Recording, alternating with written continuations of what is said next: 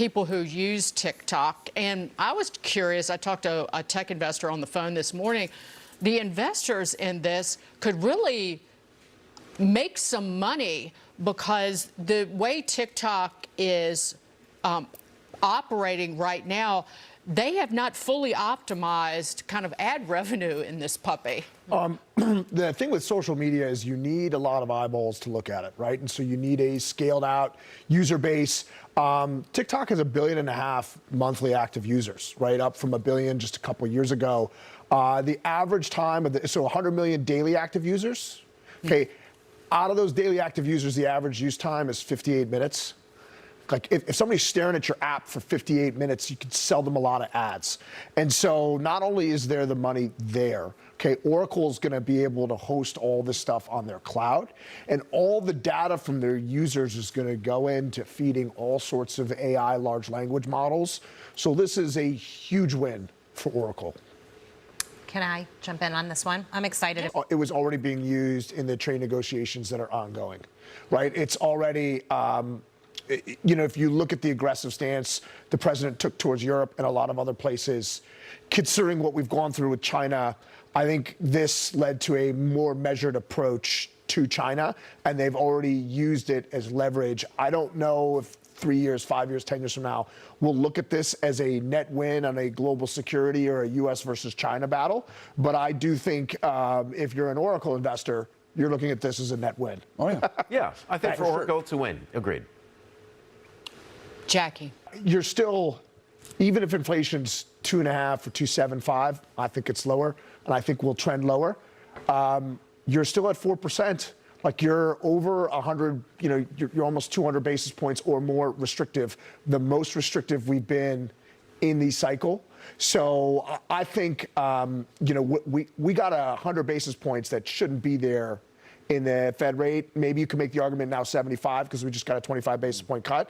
So, you know, sure, the Fed will play with whatever. And just a reminder about Jay Powell, he's literally the only one that was shocked the last 2 years in a row about the birth-death adjustment and the labor numbers being insane, right? So like this, you know, these are not honest brokers. They're fighting for political points in every single forum. True. What were you going to say? No, I was just... And Turkey is an extraordinarily powerful military, say more powerful than Russia. They are a member of NATO, but 60% of their energy comes from Russia. Okay, very similar to the European Union, that like Putin's this bad man, but bulk of their energy comes from Russia. So Trump said this in his first administration, it couldn't be more accurate, like energy is power. And so Trump is now looking at all the different levers he can push to put pressure on Putin to stop this Ukraine war, but there are very few. These sanctions do nothing. Like Putin did a great job of starting to insulate his country. When he took over Russia, 90% of their sovereign wealth fund was dollar-based. Now it's less than 10%, right? All of their food, all of their energy can be domestically sourced. So whatever sanctions, whatever way you want to cut them out of the world, they're very well insulated. So what pressure points can you possibly put on Russia to stop? I mean, you could try to collapse the price of oil. I mean, we won the Cold War by doing that with the Saudis, right? And so if you collapse the price of oil, but what does that do to the oil producers here in our country if we get down to $25 or $30 a barrel? It becomes very difficult to produce here. You start putting people domestically out of business. So it's, you know, this mess in Ukraine, which was 110% avoidable. Okay, they're going to charge James Comey, who played an integral role in this Russiagate. Without that Russiagate scandal, there is no war in Ukraine. Okay, and all these things, all these headlines, they are all tied together. And the mess that the anti-Trump leftists have done to our country, I mean, and now we're here trying to beg Erdogan stop buying Russian oil, which I don't think is going to happen. So it just... Well, I wouldn't call that begging. Yeah, I think the piece of this is they do these little experiments and they try to study them and decide if they work or not. It's so different to do this little kind of thing in one city versus a nationwide UBI. And you can't study it at a nationwide level. So you're going to find out the hard way if it doesn't work if you do it at that scale. So another word for universal basic income is helicopter money, where you just throw the money out of the helicopter. Right. It doesn't work, right? If something is free, what's its value? Right? So what happened to the value of our currency with the largest UBI experiment in history during COVID? We had the worst inflation in 40 years, Okay, so inflation is still way above where it was. And like we could talk about what the Fed did with interest rates and deficit spending. But we had that all for like post 2008 leading into COVID. It was this helicopter money that took inflation to unimaginable heights. And so it's 200 people. You can spin the data any way you want. It's such a small data sample. Right. And Boulder, Colorado is not known as a bastion of free thought or conservatism. It's like Havana, Cuba there. So like, this is a horrible idea that will destroy our society. And to Dagan's point, the Protestant work ethic is what built our country.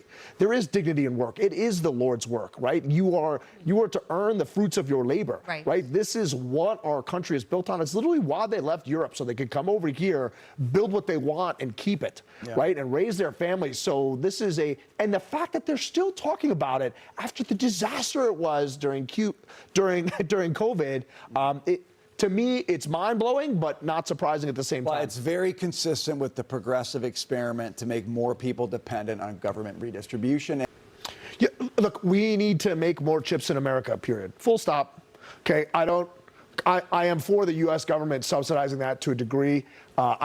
Ownership, very murky waters there. Apple, it's going to be tough to, even though there's a lot of stuff that Intel could produce for Apple and already does produce for Apple, Apple's not one to buy stuff, make big acquisitions. So look, if Apple does put in $1 billion or $2 billion, which is like loose change for the rest of us, it will send a massive signal that they're behind this company, and they'll probably make a great deal of money on it. It's just not, it's not the way Apple runs their business. They're hesitant to make large transactions, take stakes like this, even though I think it would be a fantastic idea for all parties involved. You know what I thought when I heard this? I was skeptical. Liz is making the strength case, and the strength case says 50 points. I mean, you were talking about 100 points. I'm not saying all at one time, but you're saying we're at least 100 points over where we should be. Gosh, if you keep seeing strength like this, doesn't that kind of say on the rate cut side of things, slow down? Maybe the Powell pace is right. What do you think? Well, it depends on what you view the neutral rate to be, right? So if it's in line, so just simple thought, if the rate of inflation right now is 2.2 or 2.7 or 2.5, that's my opinion. That's about where your neutral rate should be, right? And so I think from there we should probably be 25 to 75 basis points restrictive until we get to that 2% target. Okay, but even if we're at the high side, 275, and we're at 4% right now, we're 125 basis points restrictive, right? And that inflation number is ticking down. So if that number ends up being 2.2, 2.1, then we're very, very restrictive. And why? Why are we leaving this growth on the table? And yes, so there's consumer strength in here, but a lot of this growth in GDP this quarter came from data centers being constructed, which is going to pick up. And the Atlanta Fed GDP now, we're tracking at a 3.3% rate for this quarter. Right. We'll see how this quarter finishes. If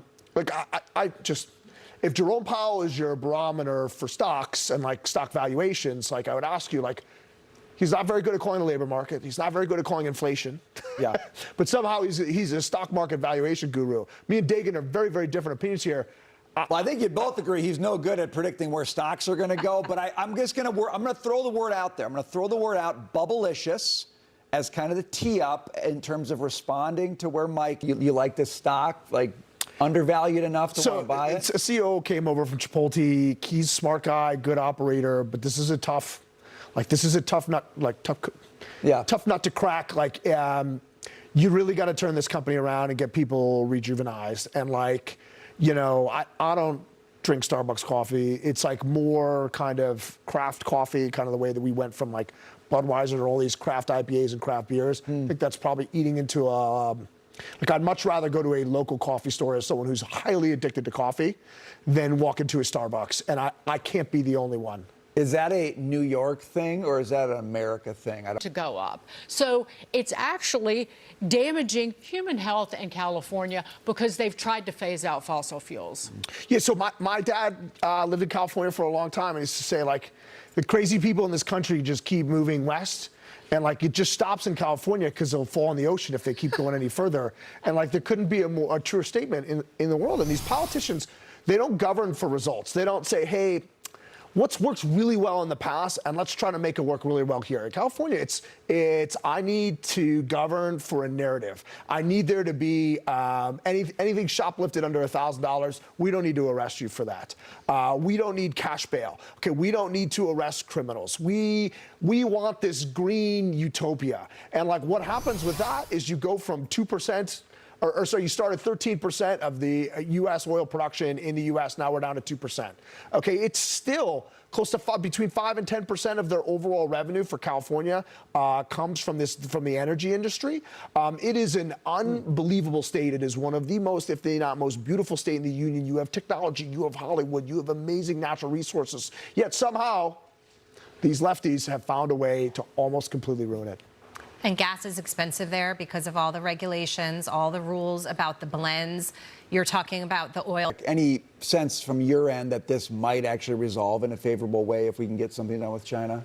Yeah, so yes, but it's hard because a big part of the trade deal in Trump 1.0 was all the farm goods that China was going to buy from the U.S. that they never lived up to. Right. So, look, we're in a restructuring position here now, and the farmers are getting the short end of the stick temporarily.